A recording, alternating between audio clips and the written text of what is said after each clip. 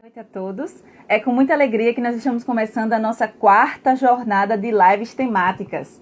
Essa quarta jornada de lives temáticas, ela está bastante preenchida e também bastante diversificada. Nós demos preferência a temas que não foram abordados ainda aqui, né, nessa live do Que Ciência. E dessa vez a gente não vai colocar um tema psicológico, a gente vai colocar mais um tema social.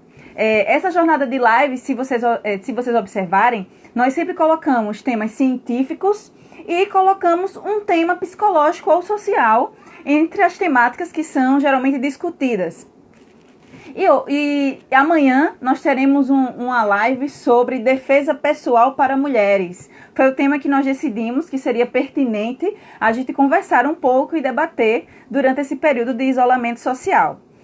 Gostaria de agradecer a presença de todos vocês, agradecer a nossa Universidade Federal de Alagoas, agradecer ao Instituto de Química e Biotecnologia, agradecer a nossa Pró-Reitoria de Extensão, por causa do edital UFAL Conectada com Ações EAD, e agradecer ao Que Ciência, que é o grupo de pesquisa em ensino e extensão em Química. Hoje nós teremos a ilustre presença do professor Elton Firman.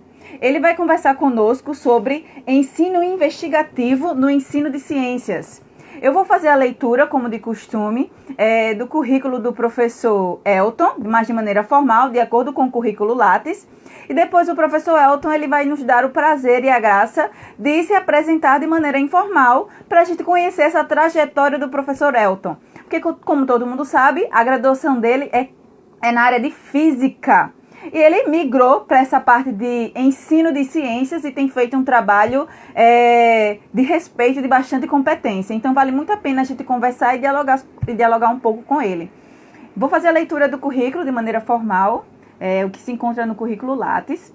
O professor Elton Firman possui graduação em Física Bacharelado pela Universidade Federal de Alagoas, mestrado em Física da Matéria Condensada pela Universidade Federal de Alagoas e doutorado em Física. Gente, não foi só a graduação, ele fez um mestrado e um doutorado também em Física, certo? Atualmente ele é professor associado 4 da Universidade Federal de Alagoas, atuando nos programas de pós-graduação em Educação Brasileira e de Ensino de Ciências e Matemática. Orienta alunos de mestrado e doutorado. Tem experiência na área da educação, com ênfase no ensino de ciências para os anos iniciais, pautados na alfabetização científica e no ensino por investigação. Trabalha também na formação de professores para o ensino de ciências, desenvolve também estudos que envolvem a prática do professor com o uso de tecnologias de informação e comunicação e de outras ferramentas didático-pedagógicas no ensino de ciências e matemática. Então, é um currículo excelente, né, que chega a dar gosto a gente ler. Não sei se o professor Elton ele já está online, ao vivo conosco, mas, professor Elton, se o senhor já estiver, por favor, dê um oi para que a gente possa identificar a sua presença e eu possa fazer o convite para que você esteja conosco. Enquanto o professor Elton aparece para estar conosco, eu quero lembrar a vocês que o nosso curso de formação continuada para professores de educação básica do ensino de Química, ele teve as inscrições encerradas no dia 12 de junho e ele terá início nesse dia 22 de junho. As aulas irão começar. Conversei com a professora Terezinha Aires e ela já vai entrar em contato com os alunos, com o pessoal que se inscreveu ainda essa semana para poder passar todas as regras, as diretrizes de como vai funcionar o curso. Então, se você fez a inscrição, não fique preocupado se não recebeu nenhuma confirmação. Nós tivemos todas as vagas preenchidas e nós iremos entrar em contato com todos vocês por e-mail, e se vocês colocarem o número de WhatsApp, a gente também vai montar um grupo pelo WhatsApp para poder facilitar a comunicação. O professor Elton ele já está aqui conosco. Agora nós estamos lhe vendo. Boa noite. Como está nesse período de isolamento? Trancado, como diz a história, né? Querendo sair, viajar. Em casa, né? É. É isso mesmo. Professor... Estamos na expectativa de passar por esse momento, né? Passar bem, viu? Eu fiz a sua apresentação de maneira formal, né? Antes já agradecendo você ter aceitado estar conosco e conversar um pouco sobre ensino investigativo. E eu fiz a leitura do currículo de maneira formal, mas eu gostaria que você se apresentasse para a gente. Quem é o professor Elton? Explica um pouco sobre essa trajetória, como foi que você fez graduação, mestrado, doutorado em física e hoje você trabalha com ensino de ciências. Bom, boa noite, né? Todos estão nos ouvindo, estão conosco nesse momento. Agradecer a Monique pelo convite, né? Estar aqui. Eu tenho chamado ela é influência digital na área educacional, principalmente, mas também em outras áreas também, como a área de defesa pessoal, ela tem se dedicado a isso e é louvável a atividade que ela tem feito. E com certeza ela já tem um público que tem ficado cativo às suas chamadas, aos seus momentos. E eu participar desse momento, para mim, é um prazer, certo? Primeiramente. E falar um pouquinho sobre a minha formação. Como você já falou, eu sou bacharel em Física pela UFAL. Eu não fiz licenciatura, né? Porque o meu percurso ele passa muito por um jovem que sonhava em ser cientista. Então, a minha ideia inicial era o quê? Eu queria fazer ciência, né? Então, pelas influências de professores do ensino médio, primeiramente, eu parti para o curso de Física.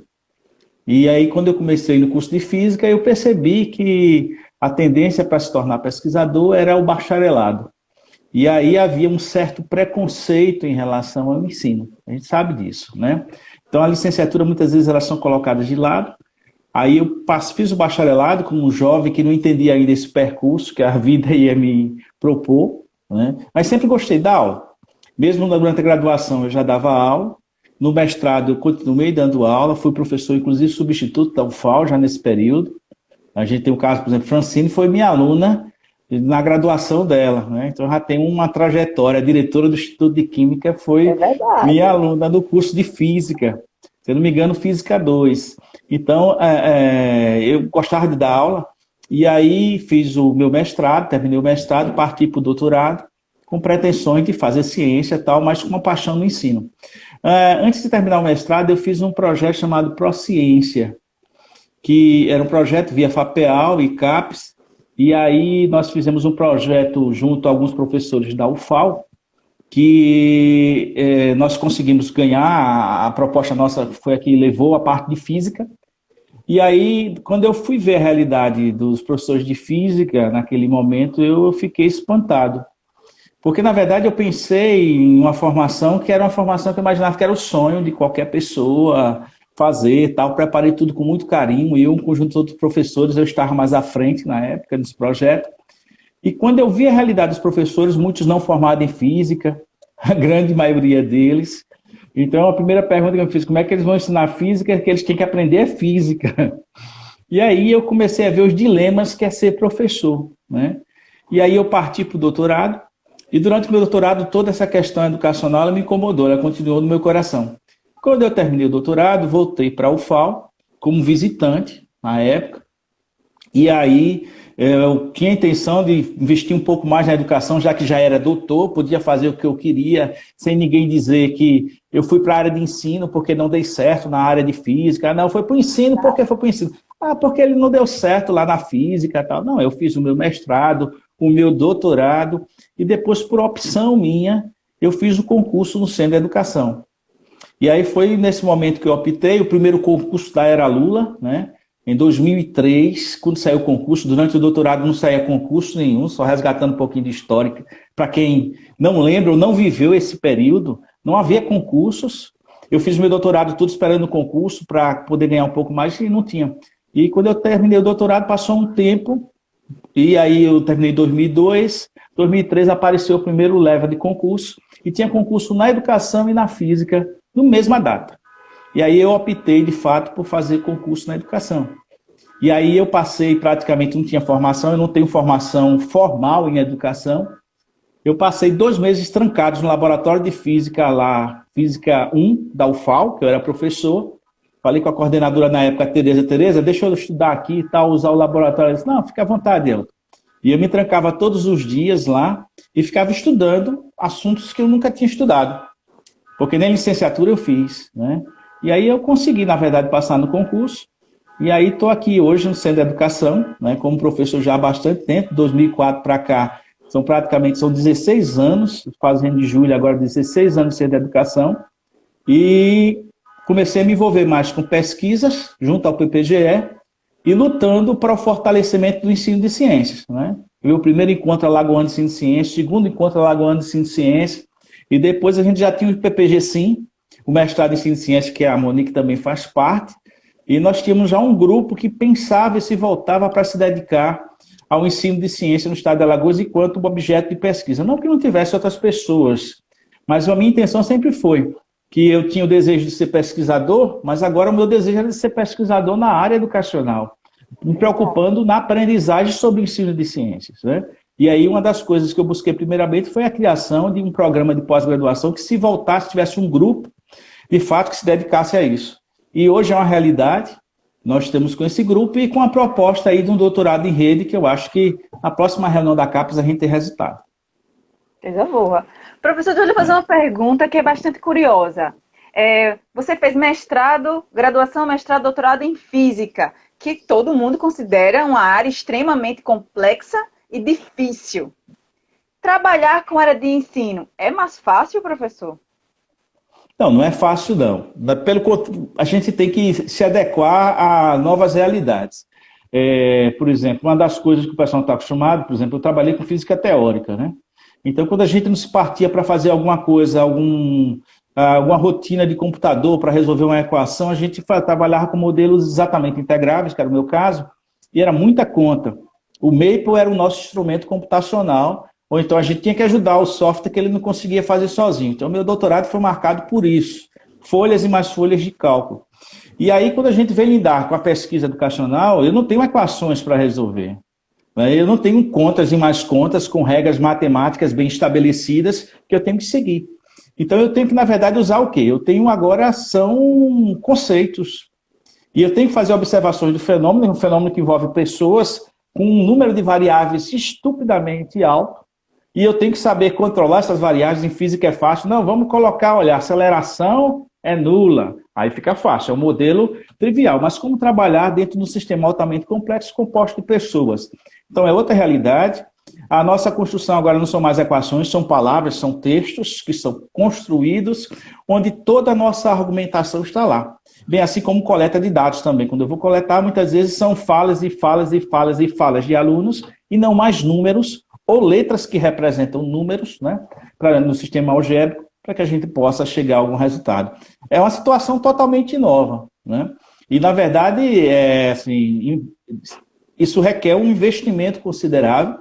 Eu fiz esse investimento, né? Não todo. Eu considero ainda que eu tenho lacunas na minha formação, que quando a gente não faz um processo formal, que tem que pagar isso, pagar aquilo, a gente vai, vamos dizer assim, matando um cachorro a cada dia conforme a nossa necessidade. A gente vai providenciando o prato que tem para comer.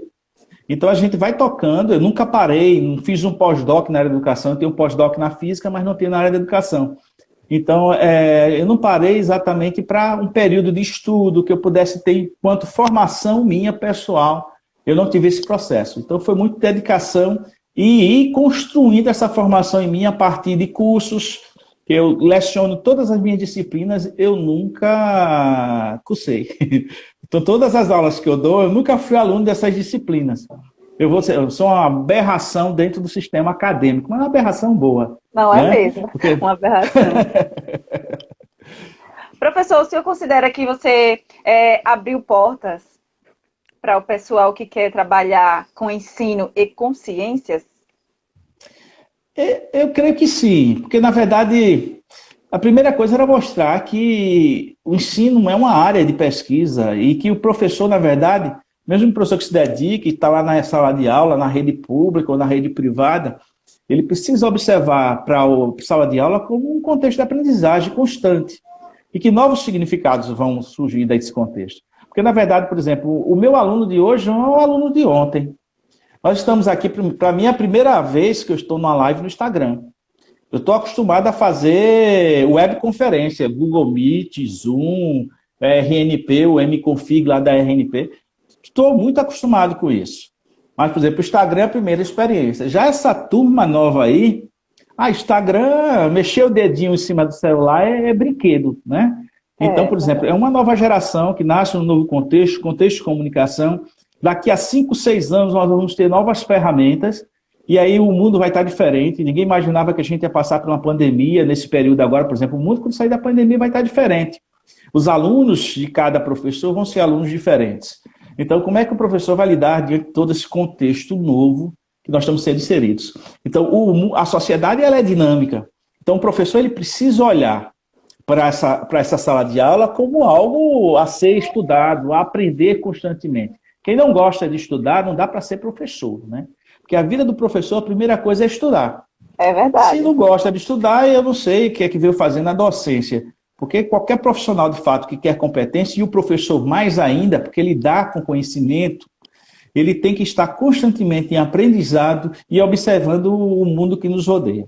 Então, assim, eu espero ter aberto portas nesse processo todo de pensar no mestrado e de outras pessoas. Hoje eu tenho alunos que já fizeram doutorado, são colegas meus de universidade, outros já eram professores de institutos federais e que depois fizeram mestrado e doutorado em ensino, e já me falaram pessoalmente dizendo, olha, eu dava aula de um jeito, hoje eu dou aula diferente. Então, eu creio assim que de alguma forma a gente consegue dar a nossa contribuição, né? A gente não consegue fazer muitas coisas, mas um pouquinho que a gente consegue fazer, a gente tenta. E espero que a gente consiga lá. E como você está tentando aqui nas lives, de alguma forma, influenciar as pessoas, né? E esse é o objetivo que nós estamos aqui. Tá, professor, tem um comentário aqui da Lauristéia que ela fala o seguinte: verdade, o ensino de Química ganhou muito com essas portas abertas por vocês, professores. Olha, um elogio, né, professor? Coisa boa. Professor Elton, os seus trabalhos eles são voltados para o ensino investigativo nos anos iniciais. Mas antes da gente entrar nessa questão do ensino investigativo, primeiro eu gostaria de entender por que os anos iniciais. As crianças aprendem alguma coisa de ciência quando a gente trabalha com elas? É uma boa pergunta. Tem gente que não gosta, acha que não é necessário ensinar ciências para criança. Eu não sei se é porque eu tenho nesse processo, eu tenho 3 filhas, e aí de diferentes idades, uma tem 20 anos, outra tem 13 anos, e outra tem 3 anos, então a gente tem um intervalo de tempo considerável aí. E eu gostar muito da linguagem, de observar a linguagem das crianças e dos programas que as crianças observam, e a curiosidade dessas crianças. Então, eu sempre observei muito as minhas filhas, o comportamento delas, em relação a um conjunto de coisas. Então, eu me lembro de uma das minhas filhas que chegou para mim uma vez e perguntou, pai, o que é infinito? Então, a menina tinha 5, 6 anos de idade, mais ou menos nessa idade, e me pergunta o que é infinito. E eu olho para o lado e para o outro e digo, pô, eu sou um professor educador, como é que eu não vou responder para minha filha, vamos dizer assim, quase um bebê de 5, 6 anos, o que é infinito? E aí eu respondi para ela, só para a gente entender um pouquinho, eu disse, é uma coisa tão grande que a gente nem vê o fim. E ela respondeu dizendo, se não tem fim, também não tem começo. Aí eu olhei assim, espantado, e disse, ou ela entendeu tudo, eu sei exatamente o que é que está passando na cabeça dessa menina, mas eu não conseguiria dar um conceito tão bom para ela de infinito. A gente pode até discutir filosoficamente o que é infinito, mas para a faixa etária dela é espetacular. E aí me chama a atenção, eu falo isso não é no sentido de dizer, não, a filha do professor é superdotada. Não, ela é uma pessoa normal, como outro qualquer. Né? Aí, na verdade, as crianças ela tem aprendizagem, ela tem esses momentos dela. E a criança é encantada. Quando ela nasce, ela já nasce buscando, experimentando. Seja colocar as coisas na boca, ela adora colocar coisas na boca. A minha colocou uma centopeia quando era pequena. Pegou a centopeia, eu só tirei os pedaços. Porque eu vi e corri, mas ela queria experimentar que era aquele bichinho com pernas articuladas que se movia de forma rápida e quando toca ele enrola. A experiência dela veio pela boca, pela idade que ela tinha. Mas a criança ela vai crescendo, ela vai experimentando, ela vai observando. Então a curiosidade da criança é muito forte. E uma coisa que eu sempre observo é que com o passar do tempo, essa curiosidade nossa, ela vai diminuindo. Então, uma das coisas que sempre pergunto é de por que diminuir? A gente devia ampliar. A curiosidade ela devia ser mantida sobre as nossas vidas. E aí, por que não aproveitar esse momento, que é o momento da curiosidade, do prazer de descoberta pelos mundos, e o estabelecimento de gostos, né? Para a gente estabelecer, por exemplo, o gosto pela ciência. A forma da ciência olhar o mundo de uma forma diferente. Porque a ciência hoje é tão importante, no momento da pandemia, o que a gente mais vê é fake news. Exato. E outra vez o Instagram bloqueou, eu fiz uma postagem no Instagram e o fake news. Só que eu mudei, coloquei o nome assim em cima da imagem, fake news, para avisar todo mundo que era um fake news. Que era exatamente, mostrava que o Covid estava associado à acidez do corpo. E que precisava comer alguns alimentos para modificar essa acidez. E tinha vários conceitos errados naquele fake news que qualquer pessoa que tivesse uma formação mínima poderia observar. Por exemplo, o pH do limão estava 15,5. Como se existisse pH de 15,5. Então, por exemplo, uma formação mínima da pessoa já olha e vê que aquela informação não procede. Então, hoje é muito importante, não só no sentido de formar cientista, mas a gente ter pessoas, de fato, que vê o mundo de uma forma diferente. Há grande discussão se toma cloroquina, se não toma cloroquina. Eu vou tomar cloroquina se eu vou para o médico disser que eu tenho que tomar cloroquina. Então, quem vai dizer é o médico, não sou eu não tenho formação para isso, né? Então, certos contextos que a gente vê no mundo atual, a gente vê a necessidade, por exemplo, de uma formação. E essa formação é desde criança. A criança precisa ser crítica dentro desse processo. Precisa entender a ciência não como uma ciência neutra.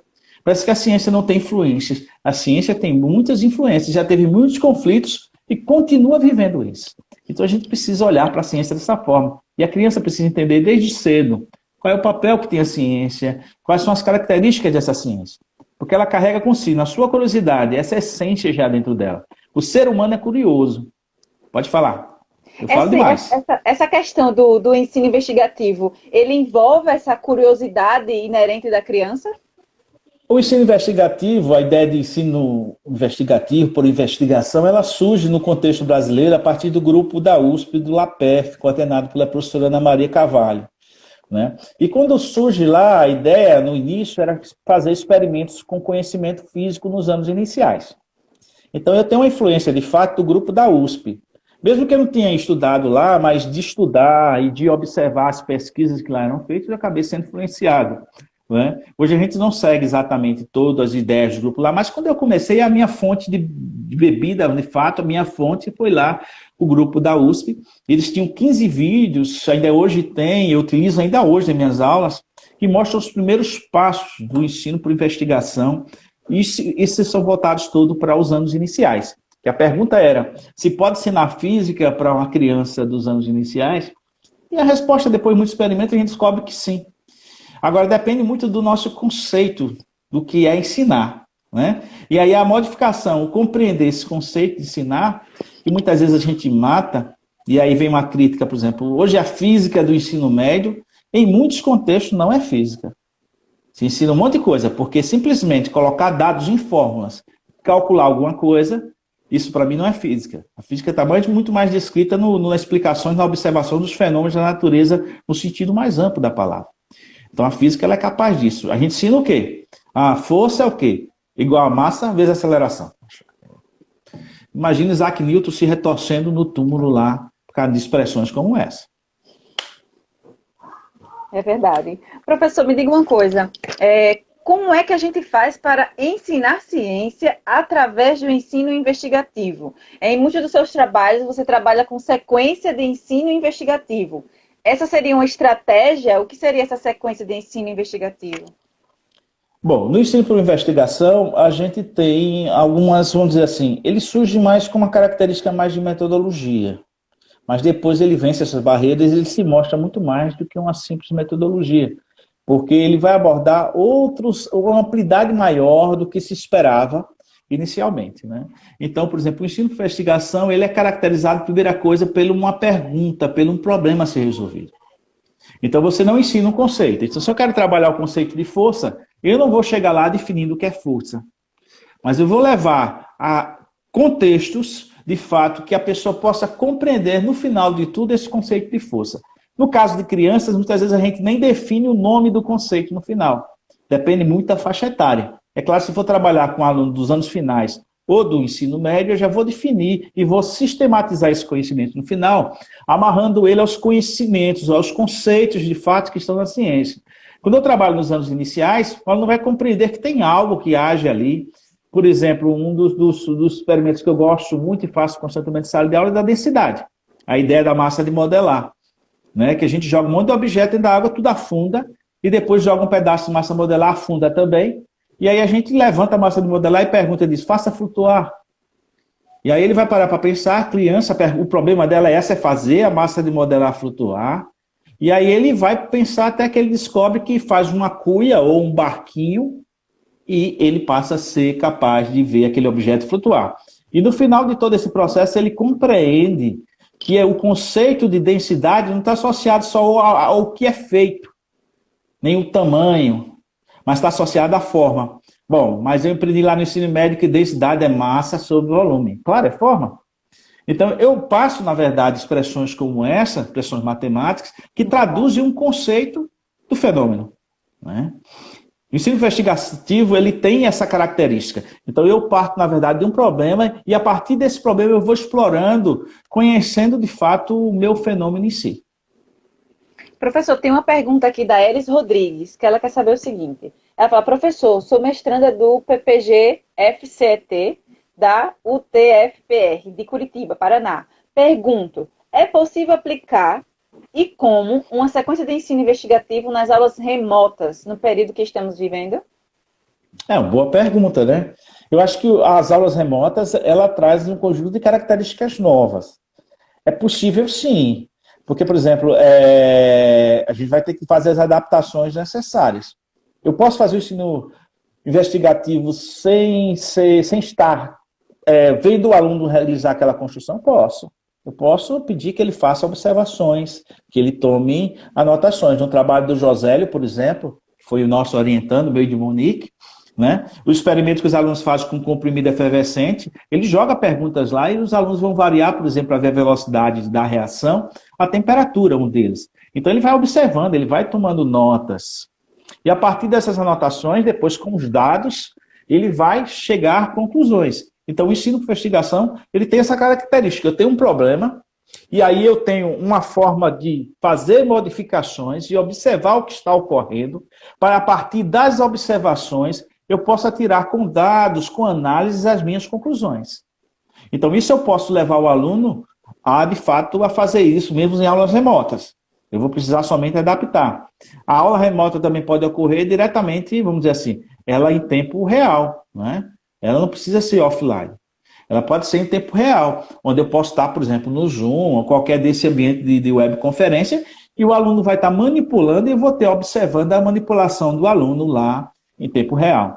Então, eu tenho diferentes formas. Eu posso desde fazer propostas de atividades que o aluno vai construir durante esse processo, ou eu posso simplesmente observar, que seria, vamos dizer assim, muito parecido com o presencial. O que a gente vai ter que somente é ter o suporte de tecnologia, equipamento e uma internet, de fato, que funcione bem. Professor, quais são os desafios de se trabalhar com ensino investigativo? Você encontrou alguma dificuldade para trabalhar com esse tipo de sequência? A primeira dificuldade que a gente tem é a mudança de hábitos do professor, né? Então, por exemplo, quando eu começava minhas aulas antigamente, eu dei aula no ensino médio, nos anos finais também, eu me lembro quando eu comecei a docência, eu chegava, olhava o livro e saía explicando o livro. O livro, geralmente, os livros mais tradicionais, eles trazem conceitos, e você vai definindo os conceitos e explicando aqueles conceitos. No ensino de investigação, o conceito é o último a aparecer nessa história toda aí, né? Então, por exemplo, outra coisa, a gente tem como professor a tradição de responder. O aluno pergunta, eu como detentor do conhecimento, eu respondo. No ensino por investigação, não é assim. Eu preciso conduzir o aluno para que ele possa observar e, através das observações dele, interações com os pares, seja um grupo ou depois o que a gente chama de sistematização primeiro com o coletivo, porque nessas argumentações, nessas discussões, ele vai desenvolver não só conceitos físicos, conceitos químicos ou biológicos, seja de que área for, mas ele vai desenvolver a capacidade dele, por exemplo, da oralidade, da argumentação, de levantar hipóteses, de testar essas hipóteses. Ele vai estar desenvolvendo outras habilidades que são próprias da ciência, né? Até criando um momento de discórdia, por exemplo, de um ver que o outro tem opiniões diferentes, e também de observar que muitas vezes aquele colega que muitas vezes na sala de aula é muito comum, você vê rótulos. O fulano é nerd, fulano é muito sabido, é nerd. O outro não, o outro é burrinho. Então, na verdade, por exemplo, porque o outro só quer jogar bola, aquele menino só joga bola. Né? Então, cada sujeito tem as suas características. Muitas vezes a gente tem esse preconceito embutido. E a gente vê, na verdade, nessa construção coletiva, que a argumentação do outro diz, poxa, mas ele tem uma argumentação boa, através da prática. Eu me lembro como hoje de um experimento que a gente fez, num dos mestrados lá da Lidiane, lá em Palmeiras dos Índios, numa escola municipal de Palmeiras dos Índios, onde tinha um grupo de alunos que estavam lá, não queria nada a ver com a aula. Ela explicando, os alunos não estavam nem aí. Estavam brigando, dando chute um para o outro, que estavam reunidos em grupos de 5, e eles ficavam chutando as pernas de um do outro enquanto ela tentava conduzir a aula. E eu logo observei, eu passei para aqueles alunos e disse, quero ver se vocês são bons mesmo.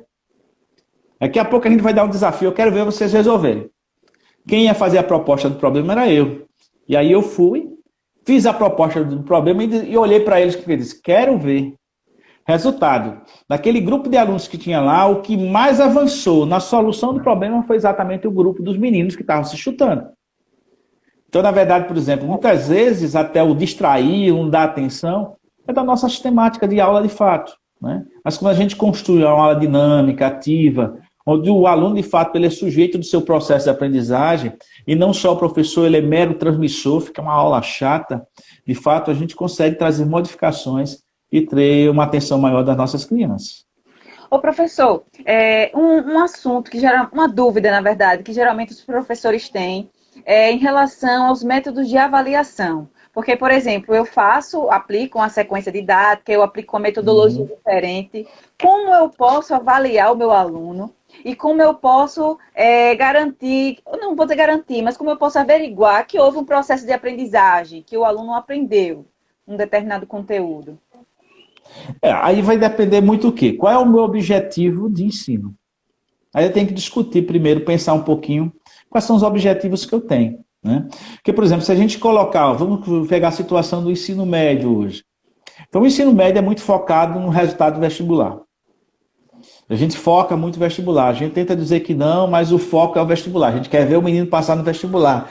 Os grandes colégios colocam lá que os meninos passaram em primeiro lugar, segundo lugar. A propaganda toda é essa. E a escola pública vai também de cola nesse processo todo. Então, por exemplo, se o processo é simplesmente fazer questões e marcar X, aí muitas vezes a gente tem que pensar, de fato, o que é que a gente está fazendo. Qual seria o melhor método de fazer isso? Bom, um tecnicismo, ele ajuda muito nesse processo. Não estou dizendo que ele aprende. Porque, para mim, o conceito de aprendizagem é bem mais amplo do que chegar lá e marcar alternativas. Ou usar macetes, certo? De preenchimentos de fórmulas que vai chegar e vai dar o resultado para aquele momento. Aí tem pesquisas que já mostram que depois de um tempo, por exemplo, a física, ou conhecimento químico, ou biológico, depois de um tempo, não faz sentido nenhum para a vida desse sujeito mais. Ou seja, não estão significados para vidas. Mas quando a gente pensa, na verdade, que o nosso aluno, ele tem que aprender, esse conhecimento tem que ser útil para o seu dia a dia, aí ele extrapola os conceitos simplesmente em aplicação de fórmulas e resoluções simples, exercícios muitas vezes que só têm o propósito de selecionar. Tá?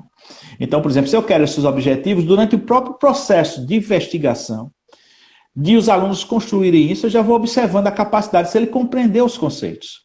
Então, compreender o conceito é muito maior, em termos de aprendizagem, do que a aplicação de uma fórmula. Porque muitas vezes eu aplico a fórmula sem saber o conceito. Por quê? Porque eu vi o professor fazendo tanto dentro da questão que eu peguei o macete de resolver a questão. Mas na hora que eu lido com um problema que não é um problema tradicional, ele não consegue ver o fenômeno ali. Né? Eu me lembro muito de alunos, eu sou professor de estágio de física, então muitas vezes a gente lidar com os alunos e os fenômenos físicos do dia a dia, eles não conseguem ver no seu dia a dia. Parece que a física só tem no livro didático. Quando a gente abre o livro, tem física lá. Mas a física ela não está em nenhum outros cantos. Né? E eles não conseguem ver e discutir isso com seus alunos. Isso é uma coisa que a gente observa muito em alunos que já se formaram até no curso de física. São bons alunos, não é questão do curso em si, mas é questão do tipo de formação que nós estamos dando. Porque na tradição, para aprender os conceitos, a gente resolve problemas. Eu vou resolver problema, eu vou resolver problema. É assim que eu aprendo conceito. Não é assim que eu aprendo conceito. É observando fenômenos. Porque foram assim também que foram construídos esses conceitos. Ninguém construiu um conceito a partir de resolução de problemas. Ou a partir de um experimento que já diz o final, qual é o final do resultado do experimento que eu vou fazer. Eu já sei o que é que vai dar. Mas foi através de observações. Foi através de chegar lá e, de fato, verificar o que está ocorrendo e fazer anotações para que chegasse às conclusões. Quando eu tenho isso, aí eu mudo um pouquinho o meu conceito de avaliação. Que aí eu vou me preocupar um pouquinho com outras coisas. Por exemplo, muitas vezes perguntar o conceito, muitas vezes se preocupar com as relações desse conhecimento com a sociedade. Quais são os impactos que se tem, por exemplo, em determinados conhecimentos que a gente tem no nosso dia a dia. Então, é um conjunto de impactos, que muitas vezes a gente não pensa nisso. Então, essas discussões precisam estar presentes. Se elas estiverem presentes, a gente começa a ter uma dimensão maior. E a gente começa a avaliar mais pela escrita, muitas vezes, do que menos cálculo, mais pela capacidade de argumentação, muitas vezes, do que simplesmente olhar se o arme foi correto, por exemplo. Né? Professor, então, a avaliação precisa ser modificada também. Tem uma pergunta aqui do Yuri, que eu acho que ela se encaixa bem nessa discussão que a gente está fazendo, que ele quer saber o seguinte: você defende o acréscimo de uma disciplina na grade dos cursos de licenciatura, como, por exemplo, disciplina que tenha essa abordagem investigativa? Não. Porque, na verdade, a gente precisa pensar diferente, né? É bem mais amplo. Porque, na verdade, uma coisa tradicional nas licenciaturas, nas diversas áreas, é que, geralmente, na maioria dos cursos, tem exceções, é claro, os experimentos estão separados da teoria, por exemplo. Como se a teoria e o experimento ele não caminhassem juntos, né? Então, você tem lá uma química geral e até um experimento, pelo menos no meu tempo era assim, não sei se já se modificaram, mas no curso de física a gente tem física 1 e laboratório de física 1. Você tem física moderna e laboratório de física moderna. Então, por exemplo, o que é que tem a ver esses experimentos com os conceitos? As coisas caminham juntos. E os livros, na verdade, eles trazem narrativas. Agora, há uma preocupação também, que vale a pena salientar, é que, por exemplo, o ensino por investigação, ele não pressupõe que a gente vai trazer toda a construção do conhecimento da humanidade. Então, tem coisas que eu tenho que ler, tenho que aprender através da leitura, até porque tem conhecimentos que não dá para a gente gerar. E outra coisa, o que foi construído historicamente por 100 anos, 200 anos, 300 anos, eu não vou conseguir fazer isso em 50 minutos na minha aula. Né? Então, para isso, a gente tem o que a gente chama de transposição didática, a gente modifica. Não é o que foi feito historicamente, gente, pelo amor de Deus. Que até uma ideia que se tinha equivocada, e muita gente ainda tem, a ideia da construção desse conhecimento, é que o conhecimento a gente vai construir do mesmo jeito que a ciência fez. Não é do mesmo jeito que a ciência fez. É necessária a transposição. E uma das dificuldades do ensino por investigação é exatamente essa. Porque eu preciso de uma ideia boa. Eu preciso de uma estratégia boa para poder levar o problema para o meu aluno. E eu digo que fazer sequências de ensino por investigação é como fazer canções. Tem gente que toca muito instrumento, mas não consegue fazer uma música que fique popular. É verdade. A gente vai encontrar músicos eruditos, que esses caras dominam completamente o instrumento, mas não conseguem uma música que cative. Muitas vezes chega aquele cara, porque é uma ideia. E a ideia a gente tem assim, vamos dizer assim, em alguns momentos. A gente não tem sempre ideias boas, né? A gente vive ideia, de repente dá um estalo assim na cabeça da gente. Não é como sonhar com a sequência de ensino por investigação. Oh, agora eu já sei como é que eu vou ensinar esse conteúdo para o meu aluno. A gente precisa começar a pensar assim um pouquinho. Porque é dentro desse processo, né? E aí eu passar, porque a gente trabalha com ensino de investigação, de pesquisa também, e muitos mestrandos fazem sequências e aplicam essas sequências, que a gente precisa começar a ter ideias e compartilhar essas ideias. Porque ideias boas eu não consigo trabalhar em cima só de ideias boas, só minhas. Eu preciso do outro. Então, esse compartilhar de sequências, de pensar a educação, ele precisa ser um trabalho coletivo. E aí nós, professores, temos esse papel. É nesse sentido também que a licenciatura precisa ser modificada. Os professores precisam, primeiramente, incorporar essa ideia de construção do conhecimento, de dar mais perguntas do que respostas, e a partir daí o aluno ele vai se adequando, ele vai levar para a sala de aula mais perguntas do que respostas. A maior descoberta, nos primeiros trabalhos que eu fiz, foi um trabalho sobre EJA. E tem uma frasezinha que eu guardei na minha cabeça, que eu escrevi nesse texto, que a maior descoberta que tem é aquela que a gente faz. Então, pode ter outra descoberta fantástica para a humanidade, mas eu não sei como é que foi esse negócio, mas aquela que eu faço, eu digo, negócio surpreendente. Então, essa me marca, né? E eu guardo para o resto da vida. Então, a criança ou adolescente, quando ele faz um experimento, que ele vê e faz aquele ó, mas não é só ó, eu preciso agora explorar esse ó, porque senão a gente leva toda a questão dos fenômenos da natureza para a sala de aula e vira simplesmente uma coisa para encantar, né? Que nem data show. Data show, quando surgiu, todo mundo olhava e dizia, nossa, que negócio maravilhoso. Agora ninguém vai dormir mais na sala de aula. Resultado, passou-se o tempo e a gente continua dormindo na sala de aula. Todo mundo dorme, viu? Professor, a gente está com uma demanda enorme de perguntas. Eu vou ler as perguntas, vou juntando em bloquinhos de perguntas, porque a gente vai respondendo mais rápido. Tem uma pergunta do professor de João Pessoa, na verdade ele faz 2 colocações, que ele pergunta o seguinte: qual é a metodologia que você utiliza para coletar os dados? E ele também faz a pergunta para saber qual a base teórica que você utiliza. Olha só, deixa eu ver se eu consigo responder. Metodologia de coleta de dados. Aí existe o tipo de sequência de ensino-investigação que eu vou propor. Que eu posso, na verdade, amarrar o meu problema de tal forma que o aluno vai ter que usar a metodologia que eu estou propondo. Você vai fazer isso, depois aquilo, depois aquilo. Então, eu estou definindo para o meu aluno o que ele vai fazer. Tá? Esse é um tipo de problema que não traz liberdade para o aluno. Mas aí eu posso também deixar o problema em aberto. Aliás, o problema fechado, mas o método de chegar à resposta, o aluno vai ter que descobrir. Quando a gente vai fazer uma pesquisa, já está lá escrito na pesquisa que o método é esse, né? Eu não sei se a pergunta é em relação à sala de aula, né? Se for em relação à sala de aula, o método muitas vezes é o aluno que caminha.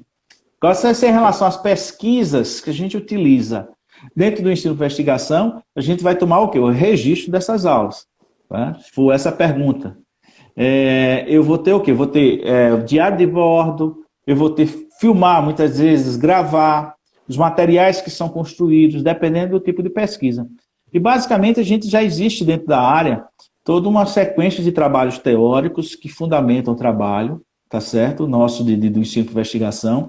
Inicialmente, vem com as ideias um pouco, ele pega um pouco, bebe um pouco de Piaget, depois de Vygotsky. Tem gente que não gosta de misturar os dois, e é um pecado mortal. A gente vai para o inferno por isso, né? Mas, na verdade, a gente vai olhar a interação do sujeito com o objeto e a gente vai usar a interação do sujeito com o outro.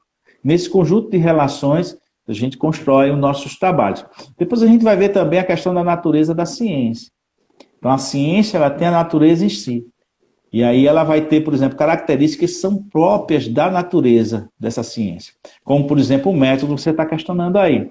Então, a ciência vai estabelecer métodos e é interessante que a criança descubra de fato que esses métodos que a ciência utiliza, muitas vezes você toma um rumo que não é adequado. E se não é adequado, ele vai ter que abandonar e observar outras formas de registrar. Por exemplo, a criança quando vai registrar as anotações de construção de tabelas. Então, na verdade, a gente está ensinando ciência, está ensinando também matemática, está ensinando linguagem também. Você entra numa área interdisciplinar, não tem como você fugir disso. Professor, tem aqui a pergunta da Ciência Mundo, Neurociência Vida. Ela pergunta o seguinte: o papel do professor é despertar a curiosidade e, mais ainda, canalizar essa curiosidade para algo benéfico para si e para a sociedade? Despertar a curiosidade, eu não sei se assim. Tem uma gatinha aqui do meu lado, olha só. Tá vendo? Tá vendo, gente? Como é que é a vida de pai? Vai em quarentena. Princesa. Viu? Fala, filha, vai. Então, esse despertar da curiosidade, muitas vezes ele não precisa. A menina passou aqui e viu o pai falando com alguém e quer ver com quem o pai está falando, né? Então, por exemplo, a criança, nós temos curiosidades. Então, eu acho que a curiosidade ela é despertada pelo problema proposto, né? Então, por isso que a gente precisa pensar em como fazer essas abordagens. O professor, na sala de aula, ele vai ter o papel de ser, vamos dizer assim, o condutor desse processo. E a gente sabe que muitas vezes, por exemplo, nesse processo há uma possibilidade de dispersão. Então, o aluno ele pode dispersar durante a abordagem, a observação, e o professor, na verdade, ele tem esse papel de conduzir, não deixar ele fugir muito desse aspecto, como também outro papel que é exatamente no sentido de fazer perguntas. Muitas vezes o professor está lá para fazer perguntas, aguçar a curiosidade do aluno, fazendo colocações. Agora, jamais dar respostas. É uma coisa que o professor não pode dar respostas. Essas respostas depois, no final, se o professor quer ajudar nessa construção dos conceitos, elas devem aparecer no final, seja com texto, com vídeo, que a gente chama o processo de sistematização do conhecimento. Aí, nesse processo, sim, ele vai construir aquele conceito, ele vai amarrar direito aquele conceito, mas depois do quê? Depois já de uma discussão com o seu grupo, de uma discussão mais ampla com os colegas de sala de aula, como também, por exemplo, no próprio registro. O registro de todo o processo ele é fundamental, porque durante esse processo de registro é um momento profundo de aprendizagem. Para a gente entender um pouquinho isso de uma forma bem simples, quem nunca fez uma prova para aprender durante a prova? Tem vezes que a gente estuda tanto, estuda, mas quando chega lá na prova, a gente faz coisas que diz, caramba, eu nunca tinha pensado nisso, eu aprendi uma coisa nova, e aprendi fazendo a prova. É verdade. Eu, durante as minhas formações, eu vivi vários momentos assim, né, de coisas que eu nunca tinha vivenciado, mas o problema que o professor propôs foi tão interessante que ele gerou conhecimento em mim, quando eu comecei a mover os conhecimentos que já tinha e parei para pensar para poder responder o que ele estava perguntando. Então, o professor tem que ter muito esse papel. Professor, tem uma pergunta da Adélia Vertano, que ela saber qual a relação entre a aprendizagem significativa e a metodologia ativa baseada em problemas. Aprendizagem significativa e metodologia ativa baseada em problemas. Porque, na verdade, por exemplo, a aprendizagem significativa é uma definição, são conceitos sobre aprendizagem, como o indivíduo aprende, né? Desde Diálogo vai exatamente trazer esses conceitos e vai exatamente estabelecer que a gente precisa de substitutores, né? Então, os conhecimentos têm que ser baseados nos conhecimentos anteriores. Um pouquinho só, filho, né? Um pouquinho só, tá? Então, esse conhecimento da aprendizagem significativa são esses conceitos. O ensino por investigação pode ser associado à aprendizagem significativa, sim. Agora, eu tenho que lembrar o seguinte, a aprendizagem significativa, ela pode ser por descoberta, por exemplo, o livro do Moreira, ele fala muito bem isso. Eu posso ter uma aprendizagem significativa por descoberta, mas eu posso ter uma aprendizagem simplesmente por uma aula expositiva. Então, uma aula expositiva não bate com o ensino por investigação, tá? Mas, por exemplo, eu posso ter uma aprendizagem significativa no ensino, numa aula expositiva, onde simplesmente eu estou falando conhecimentos. Então, eu posso trazer e associar essa aprendizagem significativa. Ela pode ser uma das formas de aprender através de problemas, sim. Eu posso gerar aprendizagem significativa através de problemas, mas aí eu tenho que tomar muito cuidado para bater exatamente esses conceitos. Por exemplo, se alguém está aqui pensando em fazer um trabalho que vincule as duas teorias, é possível, tem alguns trabalhos que já começam a fazer isso, mas precisa tomar muito cuidado para não cometer erros conceituais. Professor, tem uma pergunta aqui da Nogueira Cleitiane. Ela pergunta o seguinte, como agir quando uma sequência investigativa iniciada não funciona muito bem com a turma? O primeiro cuidado que a gente tem que ter quando a gente faz a sequência de ensino por investigação... Vamos para lá. É exatamente em testar ela, né? A gente precisa testar essa sequência de ensino por investigação bem, tá? E exatamente ver os elementos, as variáveis que são possíveis. Outra coisa é que a gente precisa ter mecanismo, vamos dizer assim, de saída de professor, de fato, né? Então, por exemplo, o cara está colocando bem, por exemplo, preparei uma aula. Fui para a aula, pensei que ia arrasar e voltei arrasado. Mais ou menos isso. Acontece. Eu planejei, a aula para mim era maravilhosa, tal. Eu fui lá e os alunos, que nem eu já ouvi o discurso o comentário de alguns professores, que isso pode acontecer. Professor, fizemos experimento, organizamos tudo, chegamos lá, a turma disse que não ia fazer experimento nenhum, não. Então a gente precisa tomar muito cuidado, primeira coisa, com a forma de nos conduzir e com o grupo que a gente tem, o reconhecimento do grupo. Então, por exemplo, eu já fui professor de matemática, né? E uma experiência de professor de matemática de faculdade, assim que terminei o doutorado, eu dei aula de matemática, e eu sempre trabalhei em cima dos conceitos. Então, quem tem da aula de matemática, principalmente em cursos de faculdade de administração e outros cursos, o pessoal quer o macete. Professor, como é que chega nisso? E o chato do professor Elton não queria dar o macete. Então, teve um grupo até que fez abaixo-assinado, vamos botar o professor para fora, que a gente que manda, tal. Eu vivenciei isso, por exemplo, assim, quando eu acabei o doutorado, passei por isso. Só que depois esse mesmo grupo, várias pessoas que eram desse grupo vieram, professor, eu agora entendo, compreendo onde é que o senhor queria chegar. Eu queria lhe dizer que eu nunca aprendi matemática como eu aprendi com o senhor. Então, por exemplo, muitas vezes a gente precisa ter consciência desse trabalho, né? E aí ser persistente um pouquinho, precisa reconhecer qual é a nossa turma. Até onde eu posso ir, aonde eu posso explorar, né? E, na verdade, por exemplo, o hábito do ensino de investigação, quando a gente traz um problema que é curioso para o aluno, é muito difícil ele rejeitar, principalmente se for criança. Quando a gente vai para o adulto, a gente tem um risco de rejeição. Porque a gente, como adulto, a gente gosta de comer pastoso. A gente não gosta de ter trabalho. A lei do menor esforço, ela vale muito, né? Então a gente vai ouvir muito, professor, diz logo qual é o conceito, logo qual é a fórmula, professor. Né?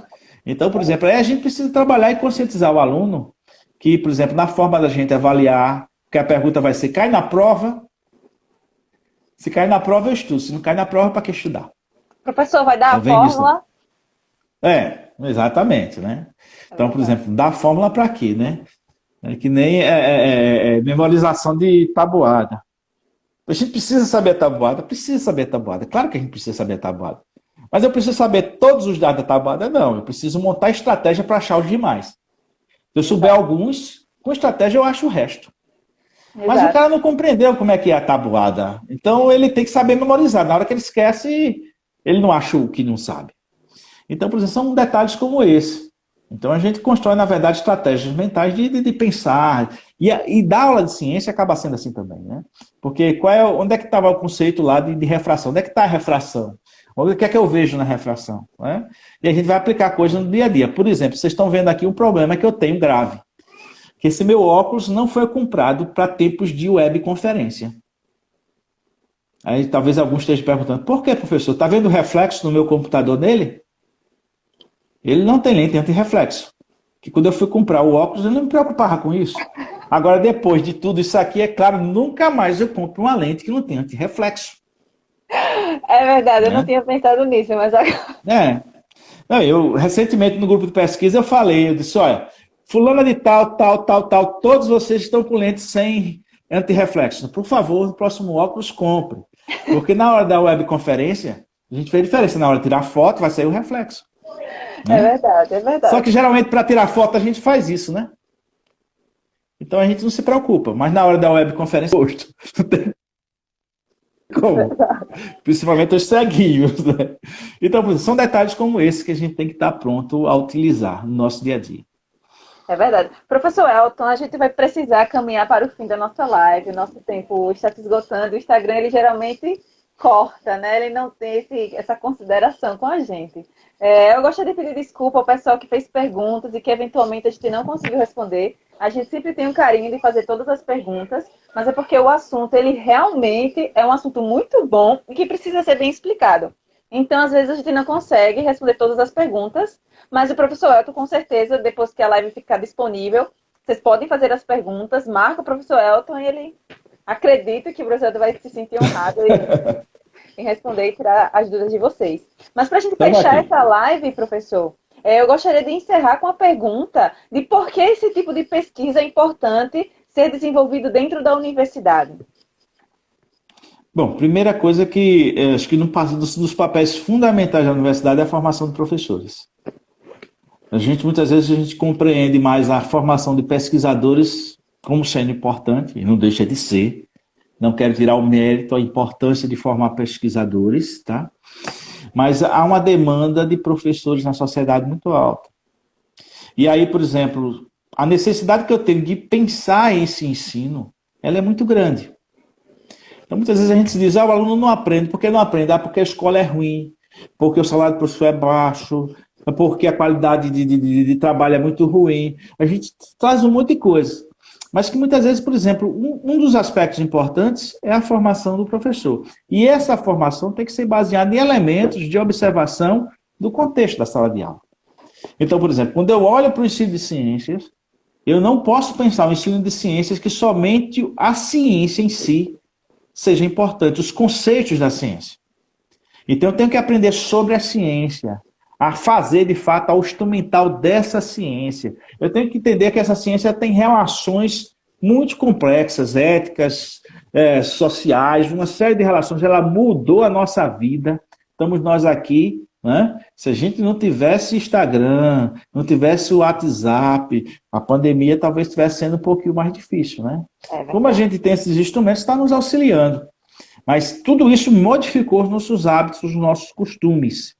Então, como é que a gente olha para essa sociedade, a gente se adapta a essa sociedade? Porque qual é o papel da educação? A educação, ela vai, na verdade, essa prática educativa vai nos conduzir a sermos sujeitos adaptados a viver nessa sociedade. Então, como é que eu vou adaptar sujeitos numa sociedade altamente tecnológica e científica, que sofre essas influências cada vez maiores, onde esse sujeito, por exemplo, não tem esse processo formativo durante essa educação básica, estou falando de educação básica. E a universidade está onde nisso? Na formação de professores. Eu preciso formar esses professores. Então, o papel da investigação nossa, por exemplo, é trazer condições mais adequadas de um ensino de ciências para os nossos alunos, para as nossas crianças. Eu acho tão importante uma criança ser devidamente aproveitada. Só vou dizer uma coisa, quando a gente pensa, por exemplo, no Neymar, que o Neymar se tornou um grande jogador, porque investiram nele. Se ninguém tivesse investido, talvez ele não tivesse ficado famoso, nem conhecido, nem jogasse bola. A gente tem os Neymars da ciência, quem sabe que estão perdidos por aí nas escolas públicas, mas também tem sujeitos que gostam de assistir partidas de futebol e vestem a camisa do time, né? Vestem a camisa da ciência e gostam de ver, de assistir ciência e de ver os cientistas fazendo trabalhos brilhantes. Então, o ensino tem a ver com isso. Daí a importância da divulgação de ciência, né, professor? Também. Então, professor, eu gostaria de agradecer a excelente live que o senhor nos proporcionou. Agradecer essa conversa boa. O pessoal gostou bastante, o pessoal aqui elogiando aqui, ó. Parabéns, professor. Parabéns, professor. Então, gostaria de dar os parabéns, né, em nome do Gui Ciência.